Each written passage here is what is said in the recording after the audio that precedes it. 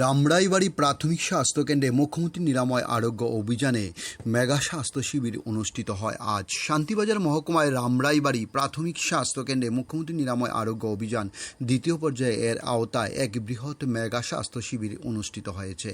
রাজ্য সরকারের উদ্যোগে আয়োজিত এই শিবিরের মূল উদ্দেশ্য ছিল প্রত্যন্ত অঞ্চলের মানুষের দোরগোড়ায় উন্নত ও মানসম্মত স্বাস্থ্যসেবা পৌঁছে দেওয়া। অনুষ্ঠানে প্রধান অতিথি হিসেবে উপস্থিত ছিলেন রাজ্যের সমবায় সংখ্যালঘু উন্নয়ন ও অন্যান্য দপ্তরের মন্ত্রী শুক্লাচরণ নোয়াতিয়া।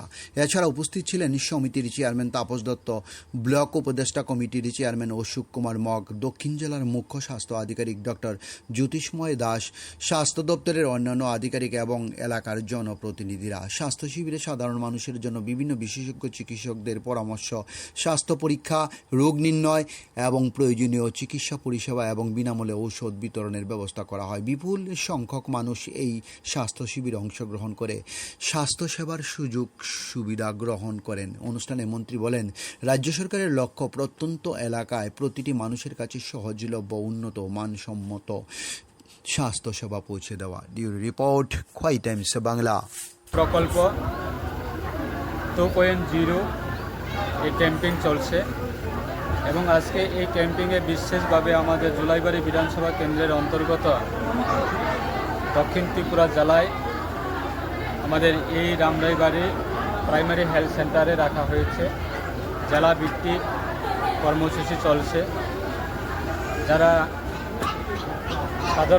গ্রামবাসী যারা আছে তাদেরকে সচেতন করে তোলা, বিভিন্ন রোগের সঙ্গে যারা আক্রান্ত তাদেরকে স্পেশালভাবে একদিনব্যাপী হেলথ ক্যাম্পিং চলছে। বিভিন্ন ডিস্ট্রিক্টের হসপিটাল থেকে ডাক্তাররা এসেছেন, স্পেশাল ডাক্তাররা এসেছেন, ডিফারেন্ট ইউনিট থেকে ডাক্তাররা আজকে এই হেলথ ক্যাম্পে তারা পার্টিসিপেট করেছেন এবং আমরা এই অনুষ্ঠানে এসে আমরা দেখেছি আজকে হাজার হাজার মানুষ এগিয়ে আছে। মুখ্যমন্ত্রী নিরাময় আরোগ্য যোজনা এই প্রকল্প অবশ্যই সাধারণ মানুষের জন্য আজকে চিন্তা করে রাজ্যের মাননীয় মুখ্যমন্ত্রী আজকে ওনার নেতৃত্বে এই প্রকল্প শিবিরের মাধ্যমে সেটা ক্যাম্পেইনিং হচ্ছে।